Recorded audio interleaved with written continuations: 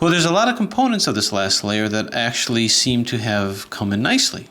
For instance, all the edges are in. They're all just in, which is interesting. My suggestion at this point, because it looks like the only thing that has to be cycled around is this. This comes here, this comes here, and this comes here. And I could just use one of these guys to do that. Now, there's a certain rotational parity issue that I have to make sure isn't occurring here with the corners. But I think what I'm going to do is, before I get the center in, is get the edges in first. The reason that I'm doing that is because the edges are going to correlate with what's happening with the corners. Because as I'm moving things around, this is going to go back and forth, and then I'll have to deal with centers independently. So we're almost there. We just have this last layer. So this is a configuration you've probably not seen too often. So now let's see what needs to be done. Let's see what needs to go into what, because now I'm going to be doing a cuboid type strategy. Cuboid strategy where I'm putting one in with another. So for instance, well, I run into the same problem here. This has to come over to here, so that's kind of upside down. And I think it might always be that way. So I'm going to go ahead and do a red bull and flip these two, which is probably what I should have done to begin with. Now when I do that, understand I'm going to cause center rotation here. So this nice clean look here is about to be destroyed. That's why I'm not going to focus on this first. So that's 2R, 2B, 2U, L. 2 up, RI, 2 up, R, 2 up, 2F, R, 2F, LI, 2B, and don't panic when you see things start to go out because it'll all come back in. So now I can do a corner swap to put these two in. So I've gone from doing fancy footwork with the last two centers to fancy footwork with all the edges over here, which is still fun. So corner swapping here to here, all of this is a corner to all of this, 2R, U, 2R, UI, 2R, UI, DI, 2R, UI, 2R, U, and 2R, and now these two are in. Now understand in essence what I'm doing here. What I'm doing is I'm using 3x3x2 cuboid strategy. And if all goes well, and if all is working okay, I've kind of reduced this to what I think is a 3x3x2. So it is a form of a reduction. There's a form of a reduction that's happening with this. But while this is in, and this is in, these two are not. So it's not exactly like a cuboid, like a 3x3x2, because I ended up with a certain kind of a parity that will happen with this. Now I'm defining this as a parity rather than placement simply because of my intent. Notice it did flip-flop these guys. My intent was to solve this like a 3x3x2, have it reduced in that position. I've got everything in, I just have this layer over here. But it doesn't solve like a 3x3x2. And because it doesn't, it breaks the normal rules of parity with that puzzle. Parity is just its state of being even or odd, and if you can do an even layer number of permutations or odd number of permutations, you can only do even number of permutations with this, but I put this in a position where I can't. I have to do a swap, a single swap to make this work. And while I can make it work by doing other things and going against my reductive strategy, I can no longer hold this in a non-shape-shifted form. I've got to do things in order to make that swap by swapping other things around. So that's why this is kind of a version of parity. So I wouldn't look at this as a parity-free solve. What I'm looking at this as, I've got it down to the last layer, and I want to shuttle things around as I would a 3x3x2 and continue to reduce it as such. But I can't because this has a more complex scramble than a 3x3x2 would have had. In other words, you can move it in all directions. You can move it in 90 degrees. You can shapeshift it everywhere. In essence, when you have the floppies and the ultimate shapeshifters, all of those, anything that moves in 90 degrees in all directions will potentially get you in this situation because actual dominoes don't turn in all directions, don't make 90-degree turns in all directions. So because of that, we get basically the floppy parity. And although this isn't a floppy, we still get a similar parity because like floppies, it moves in all directions. Even though I thought that I could have reduced this to a 3x3x2, it doesn't quite play by that rules. So I look at this as a kind of a break with the parity, giving me a parity problem. So what I'm going to do is I'm just going to do that strategy. I'm going to move this to over to here by holding this here and going R, U, Ri, U, R, to U, Ri. And now with that here, we have to kind of calculate what we have to do. I want these two to coincide with each other. So what I'm going to do first is do a red bolt to put this over to here.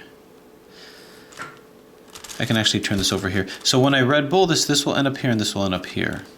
I'm then going to turn this over to here, which will bump this out of the way. So this will be flip-flopped. This will be turned over here, which will take this edge out. And this will end up over here. I'm going to red bullet again to put this back in. So this will end up here, and this will end up here. This will come over to here and bump that out of the way. Then I'll red bullet this back up over here so that when I turn it again, this will end up where it needs to be here. So let me kind of just show you what I mean. What I'm going to do is I need to move this twice. This has to move like this, and then it's got to move like that again. So like this once, and then twice. So I have to coordinate my flipping around to where that can happen. So let's go ahead and red bull this. Because what's going to happen is the first time this is going to flip over here. Then I'm going to put this up to here so that they're still opposite. Red bull it back, and then I get it back. So I'll just kind of demonstrate that. But suffice it to say that you want to be able to red bull this so that you can take this and move this opposite this. To R, to B, to U, L. To up, Ri. To up, R. To up, to F, R, to F, Li, to B, to R. Now, why did I do that? Well, I did that so I can now turn this like so. And now I'm going to red bullet again so that this will be here and this will be here. And this can come back to be next to this guy. So to R, to B, to U, L. To up, Ri. To up, R. To up, to F, R. To F, Li. To B, to R. And don't panic. Now this is opposite this. Move this in like so. And now we simply turn this back. Now, like I say, there's a little price to pay. This and this need to simply be moved back, and that's easy to do. And I'm going to do it in pairs of 2. 1, 2, 1, 2. Move this to a different layer, which is here. 1, 2, 1, 2. Move it back and move these two layers back. 1, 2, 1, 2. This comes over here, and this is moved back. 1, 2, 1, 2. Okay, we just have these to move in, and they got splintered over here somewhere. So again, easy enough to fix. This will come down here. 1, 2, 1, 2.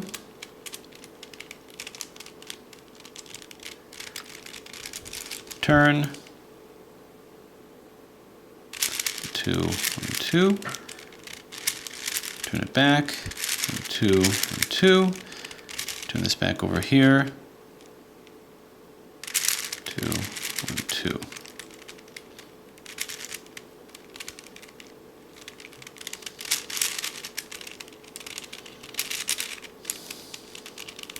Okay, I'm not sure how that worked, but I guess it did. All right, now we're going to move this one in. Turn, 2, 2. Turn,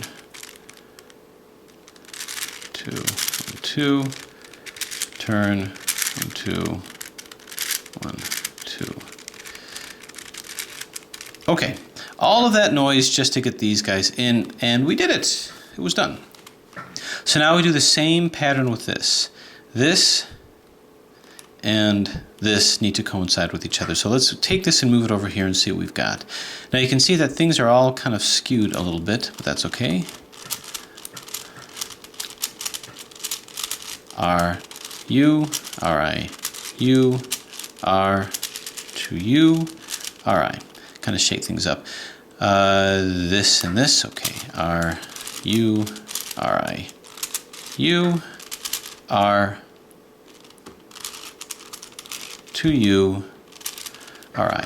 Okay, so this and this are postured to come into each other. So we're going to move this over to here. We're not worried about this. These are now looked at not as corners, but as edges. And I'm not worried about that. I'm just doing corners. And I'm looking to put 2 corners in. So this corner is going to come over to here so that 2 corners can be in. Again, cuboid strategy. These are now the creed edges. So 2R, U, 2R, UI, 2R, UI, DI, 2R, UI, 2R, U, 2R, this moves back, and we've got these 2 in. Now we could still have a floppy parity with this, but in any case, generally what we do is we move this to the side, and the question is this placed with a proper green?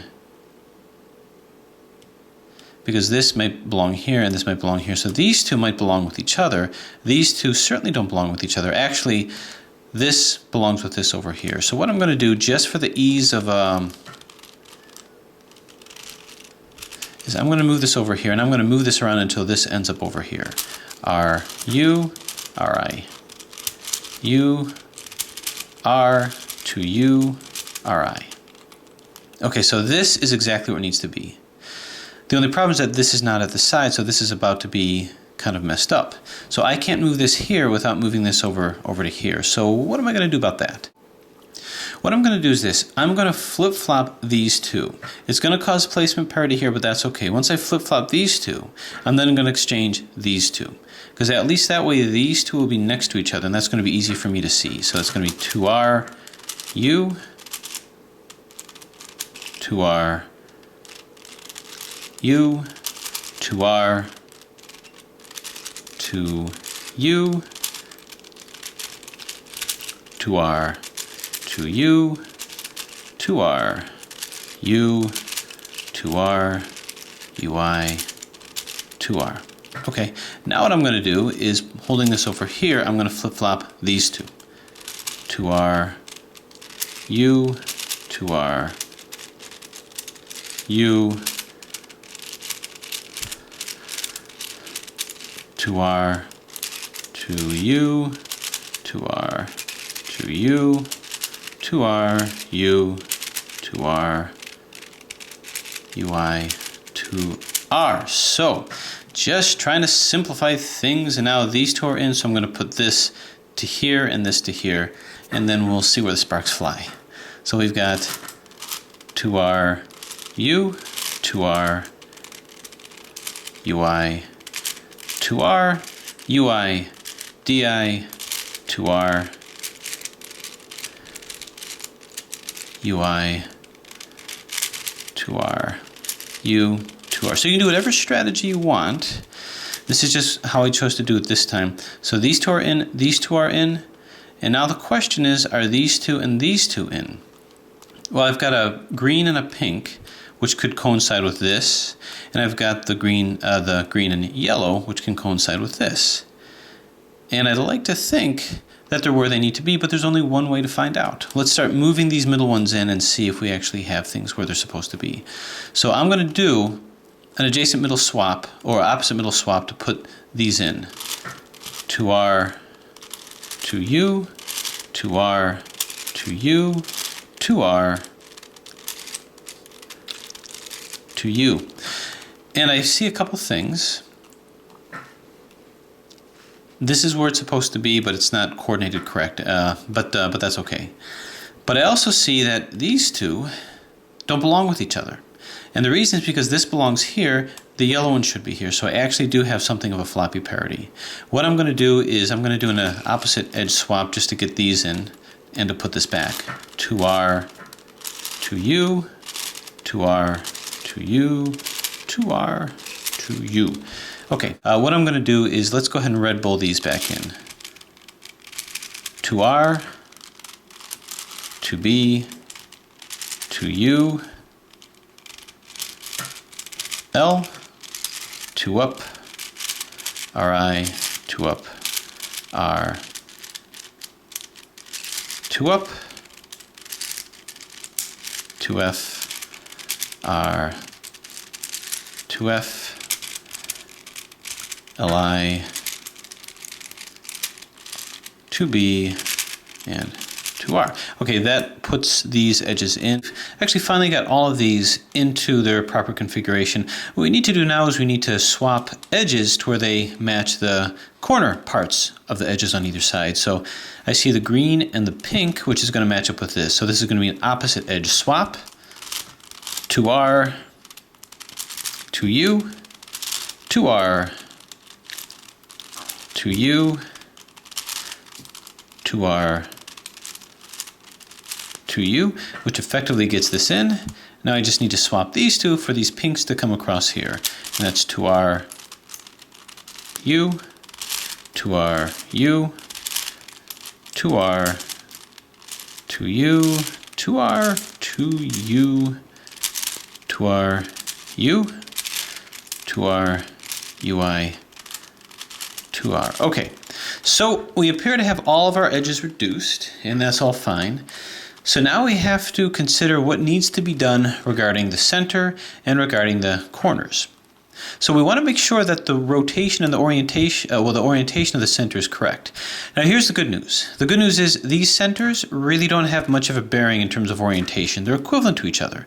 The ones that aren't equivalent are these guys, and that's what it has to enter into it. So really, I don't have to worry about this layer at all. I can just keep it as such. That's kind of a idiosyncrasy of this particular puzzle. This doesn't have any variation of colors or variation of shapes. So it's really just these guys that I have. What I want to do is let's kind of match up where the corners are supposed to be. So first off, this pink corner belongs over here. This orange belongs here. This green belongs here, and this belongs here. So as it is, this is the proper orientation of where the corners want to be. This is how it is, because there's only one that's in. So I can go turn, turn. Right now I'm just moving the corners around to see which area of rotation we want with this puzzle. Now before putting in the last two centers, I had to put the corners in to see if it makes sense. Now I don't have to do it. The corners are already available to me. They're already in over here, but they have to be available to me here now. So this is right, this is right, this is right, and this is right. So all of these edges have to match with that. So these centers have to reflect exactly this particular orientation. So let's try to decide exactly where things go. These two belong over here, I should say, because, well, actually they belong over here. So these two must be over here, not here, but over here. Are there any that actually are where they belong? Well, these two are where they belong. So what I'm going to do is I'm actually going to divide this puzzle into different sections. I'm going to be putting these guys in, this, and this, and then this, where I'm at here, this and this. Maybe I put that in wrong, but basically that's what I'm going to have to do, and I need to use another center in order to do that. So although this is layer by layer, we're going to have to 3-cycle using another center. That's where we sort of have to break that a little bit. So it goes where all of this is fine. These two have to go here. So we'll just say that this piece here has to come over to here, and this has to come over to here. So this belongs over here. So I'd like to do an algorithm that's going to do just that and start to move things around. Well, what I will do is I can move this down here if I use this center up here. I'm going to take this and move it over here. Then when I turn it like this, it's going to exchange with this piece over here. Top here, top here. So it's really just a matter of keeping track of what every layer does. Now I usually don't like to go that low with things, but it might make things a little easier to accommodate, because I don't really want to change the nature of this corner, and this edge happens to be in. So this will come up to here, here. This will come here, and this will come here, making it where it needs to be. So I'm going to sort of sacrifice this. So this is my R, bringing it up. Turn this up with a UI, RI, or LI, whichever. We're going to define this as an L, and bring this down. So notice the technique is really pretty much the same. And this turns over here. So now this is in where it needs to be. This was kind of a sacrificial lamb, but I'm able to move things like that. So if I wanted to move this back, these are all fine. You can see that they're lined up. But I'm not worried about this yet. I'm just worried about this. Well, yeah, actually this. So I'm not focused on this layer yet. I'm just kind of whipping this around. So this is correct. This is not correct. This is correct. And this is not correct. The one that has to go into here, now the piece that has to come into here actually is going to be this piece. This is going to line up with this over here. Just remember, it's these layers that we're dealing with. So what I'm going to want to do is I'm going to do the same algorithm, but I want to put this over to here. So if I move this like so, one turn of that algorithm will put this into here. So this will now come here, this will come here, and this will come here. So turn UI L U R I UI L. Okay, what I'm going to want to do is I need to move this down to here. I need this guy to come down to here. So if we turn this over here, hopefully we should make a nice exchange. This will come here, this will come here, and this will come here. So R U I L I U R I U I L, and then turn this back. All right, so let's see what we've got. With our corners still where they need to be, this is good and this is good. So I'm working on all of these guys. This is good and this is good. So this is now going to kind of orient my puzzle as to where it needs to be. So I'm going to move this down here. So what I'm going to be needing to work on now are these guys, this and this. So this is actually where it needs to be also. We kind of like this, where it is. And is this where it needs to be? Well, yeah, it should be. Okay, so what this means is this is good, this is good, this is good, and this is good. So now we start working on these guys over here. So what needs to be over here? What needs to be over here then is this. So I'm going to take this over here and I'm going to do the algorithm twice. But now I'm going to have to redefine what my layers are. So this is going to move up to here, which will then move to here. So if you can imagine this coming to here, then when I turn it, it's going to coincide with this piece over here, which is where it needs to be. So again, we keep redefining using this as a buffer as to where we've got to put things. So this will come here, this will come here, this will come here, and I'm going to do this algorithm twice. So this is now my R, UI, now this is my LI, LI, U, RI, UI, L. Then move this on back. And now you can see that this was taken as sort of the buffer area. We do this algorithm again, and this will move nice and safely into here. So turn, turn. For me, this is the fun part of solving because it's not just rote memorization and it's not just blind use of algorithms. Gotta think about what you're doing. Okay, now we can move this back. Now this is still a sacrificial lamb, but that's okay. So this is in, so all of these two are in, fine and fine, but remember we're focusing on these guys now. This is good, this is good, this isn't good, and this isn't good, so we now have two to deal with here. So what this algorithm is going to do, if I do it twice, this needs to be here, this needs to be here, and this needs to be here. So 1, 2, that'll be in, 1, 2, this will be in, 1, 2, this will be in. So we'll go ahead and do this again, turn, turn, turn. So you can't escape the nastiness of that last layer, or rather the challenge of that last layer. Now we do it again. Turn, turn, turn, turn, turn, turn, and turn. And this is turn back. Okay. So what we should have, if all has gone well, put our corners back in. You can see these are fine, these are fine, these are fine, and these are fine. So that's what we wanted. Now we just have yet to put these guys in. So we're going to be using these as buffers. What goes over here? Well, this green goes over here. So I'm going to go like this. This will come here, this will come here, this will come here, and we'll have to do that twice. Turn. So this is R, that's my R. This is my new L, all the way to the end. This is the easiest one to remember because it's easy to keep in mind. And turn, turn this back, and once more. Turn, turn, turn, turn, bang, zoom, and splat, and turn. Okay, so this is where it needs to be over here. We got a sacrificial lamb over here, but I can very quickly put that into place because now this will move down here where it needs to be. This will come here, and this will come up here. We're ready for action. Turn, turn, turn, turn, and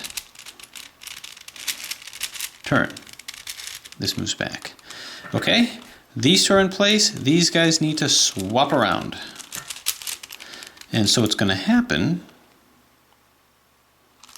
now is 2 turns of this algorithm will bring this to here. This will come here, this will come here. Turn.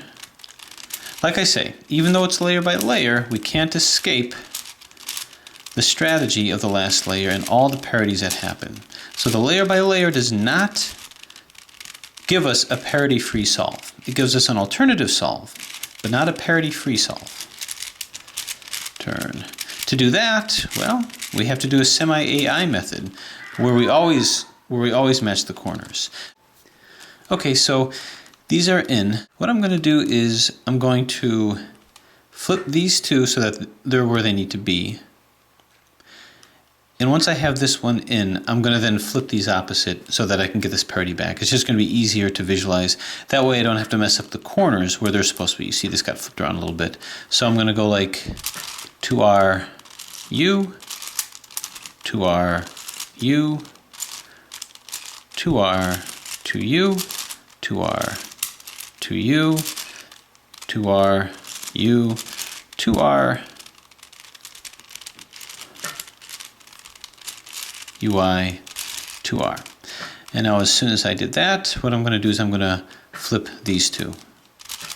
2R, 2U, 2R, 2U, 2R, 2U. Okay, why did I do that? Well, I did that because I wanted to maintain the position of my corners, and I wanted to maintain 2 opposite here, and these 2 that have to be flipped. So now comes the URF'd algorithm, because that's what it feels like. URF'd. And what this will do is it's the only algorithm that can flip these 2 without rotating these centers. It is possible to do that because you're not just flipping these en masse. We're going to be separating these out like this. So in reality, what we're doing is we're flip-flopping these 2. So it's going to be 1, and then flip-flopping these 2, so it'll be 2. So 1, 2. Even layer swaps, so we're okay. And the way that you do that is you start off with a middle, and this whole thing here is going to be the middle. So that's going to be UI, R, FI, get it, URF'd, and then just do a U at the top, RI, F, then do a U, and then a D, and then finish off with FRUs. So FRU, I guess. FI, R, UI, F, RI, and looking good. Bang, and we got it. Okay, so it did flip those. Now all we have to do is orient these correctly. Okay, so now all the edges are in, we just have to get this. Now this would appear to be like an impossible parity in terms of how it's flipped, except for the fact that this triangle doesn't look like it's in, or this doesn't look like it's in, but That's just because it's a 6-layer puzzle. If it were any less, it would seem like an impossible situation, and this would be falsely equivocated to be rotated in what you think would be the right way, but is actually the wrong way. So let's go ahead and turn this out. RD this into submission, as I say. Turn, turn, turn, turn, turn, turn. And we have to move the other ones in place. This one is okay. So now we're going to turn this one. Turn, turn, and turn. And we'll just keep doing this until it's actually in. And I do have the shape of this to guide me with this particular one. Otherwise, I just randomly pick one and just keep turning it around until everything is in. But this one does have a unique configuration with its shape. Turn, turn, and we got it. So there you have it, a layer by layer solve of a 6-layer modification, a hexagonal dipyramid. Incredibly fun puzzle to play with, very smooth moving, perfect tension, really takes the V-cube and mods it to something that's really incredible. So good job, Ryan, great puzzle. So next we'll move into another 6-layer puzzle, but I'll solve it more in the classic form for those who really want to get a good idea of how to do a reductive solve of a 6-layer puzzle. So, thanks for watching.